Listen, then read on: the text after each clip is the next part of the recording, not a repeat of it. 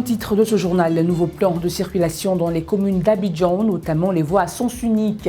Le nouveau plan ne fait pas l'unanimité.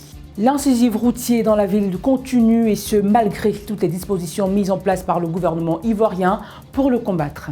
Et puis la vente de CD piratés fait l'objet de répression par l'État depuis toujours, et aujourd'hui, ces vendeurs souhaitent une réinsertion professionnelle.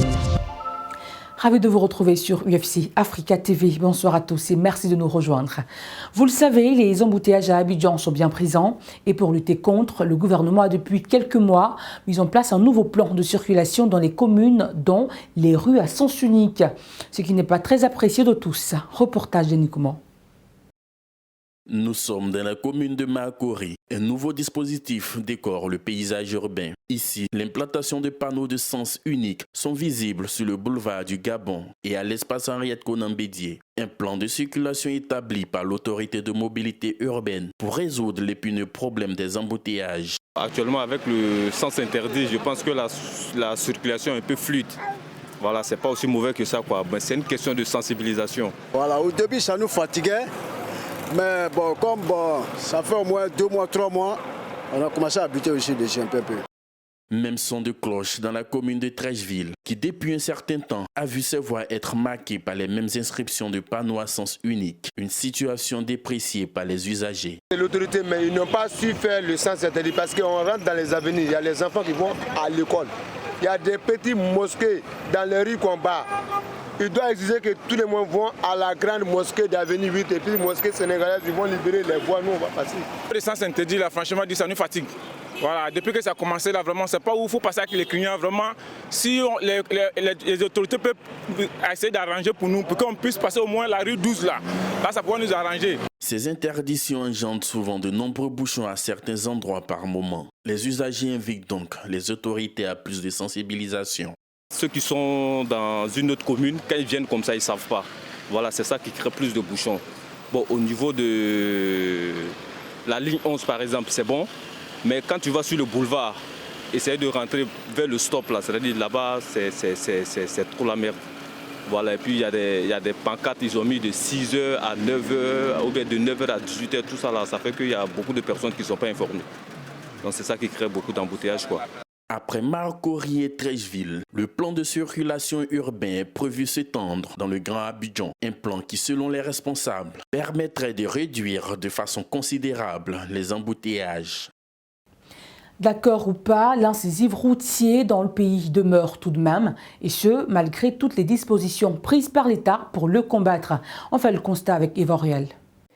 Malgré les dispositions prises par le gouvernement, en Côte d'Ivoire, les accidents de la route demeurent l'une des principales causes de mortalité. Ces accidents sont dus pour la plupart à l'excès de vitesse, le téléphone au volant, les effets des stupéfiants et de l'alcool. À ceci s'ajoute aussi l'état de la route, les mauvais dépassements et la non-qualification au volant. Désormais, ces indisciplinés de la route savent à quoi s'en tenir en cas d'infraction au code de la route. Grâce à la phase répressive de la vidéo-verbalisation sur la voie publique qui a été lancée le 6 septembre dernier à Abidjan, les mauvais chauffeurs seront contraints à respecter le code de la route et cela pourrait réduire les accidents de la circulation. À l'aide de ces dispositifs technologiques, les agents de police peuvent constater à distance, sur un écran de contrôle, une infraction au code de la route. L'auteur est notifié par un SMS de l'infraction commise et de la contravention qui en découle. À Abidjan, la capitale économique ivoirienne, mais aussi dans plusieurs autres grandes villes du pays, la verbalisation par vidéo est entrée en vigueur depuis le 7 septembre de cette année et a déjà fait ses premières victimes. Avec ce dispositif, la Côte d'Ivoire aura des conducteurs des nouvelles générations plus consciencieux, plus respectueux du code de la route et des principes liés à la conduite routière. Rappelons qu'à Abidjan, le 10 septembre 2021, le nombre d'accidents de la voie publique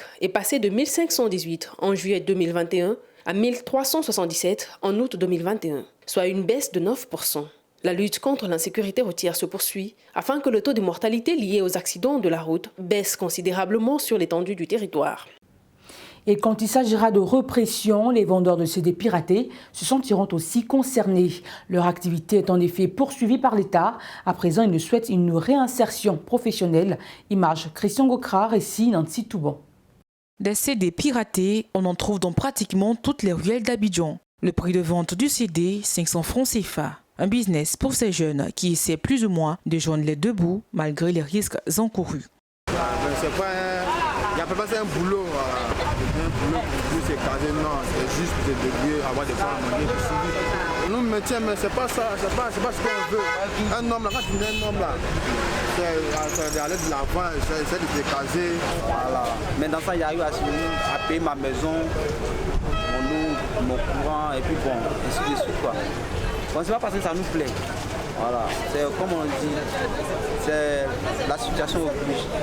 S'il est vrai que cette industrie connaît une récession avec l'avènement des nouvelles technologies, cependant, le piratage de CD fait encore des adeptes. Certains consommateurs y trouvent leur compte.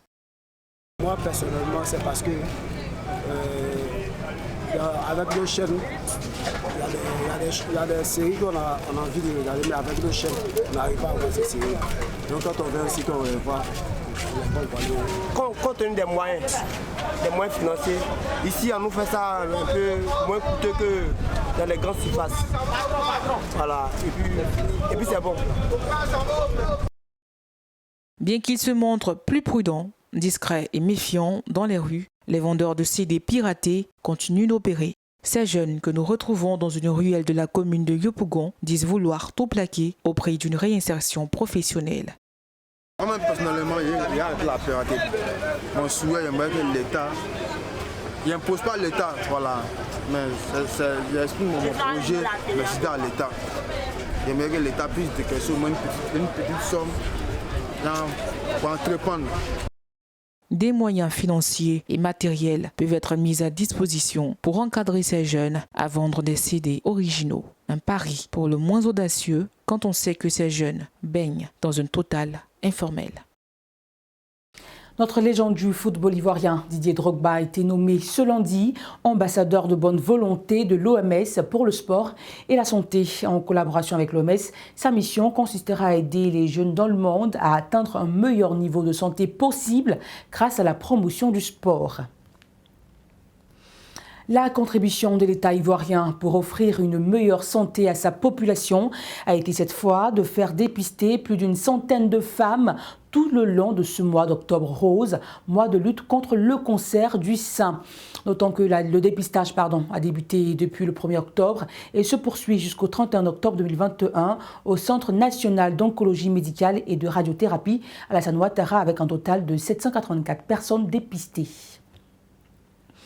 Concernant le point sur l'évolution du coronavirus dans le pays, nous sommes à 60 942 cas confirmés, 59 219 guéris et 673 décès. Des chiffres qui ne cessent d'augmenter malgré les campagnes de vaccination.